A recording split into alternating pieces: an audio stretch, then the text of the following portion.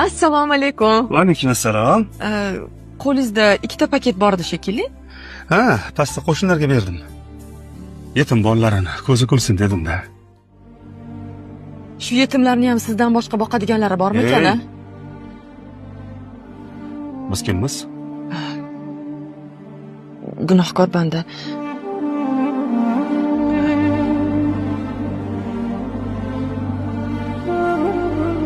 Gaplarimni quloqlaringiz bilan emas, aqlingiz bilan eshiting. Bir piyonista o'libdi. Farishtalar unga jannatga marhamat qiling deyishayotganmish. Odam hayron. Axir men bir piyonista bo'lgan bo'lsam, qanaqa jannat? Biron yaxshi ishim yo'q edi. Biz ham so'radik. Bu odamni jannatga kirgizadigan nima yaxshi ishi bor edi? Bizga aytildiki, bir kun rosa ichibsan. Oyoqda tura olmaydigan darajada mast ekansan va yiqilib tushibsan. Keyin hamma yog'ing loy holatda zo'rg'a o'rningdan turibsan. Yolg'iz o'tirgan yetim bolaga ko'zing tushibdi. Uni boshini silab, yo'lingda davom etibsan. Odam yig'lab boribdi. Eslayman o'sha paytni.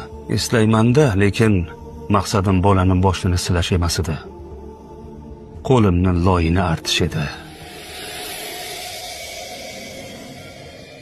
Farishta javob beribdi. Seni maqsading yomon bo'lgan bo'lishi mumkin. Lekin sen o'zing istamagan holda Robbimni bir yetim bandasini ko'zini kulishiga sababchi bo'lding. Shu sababli afv etilding. Shu sariyog'ni ham qo'shniga olib chiqib bersam maylimi? Nimaga?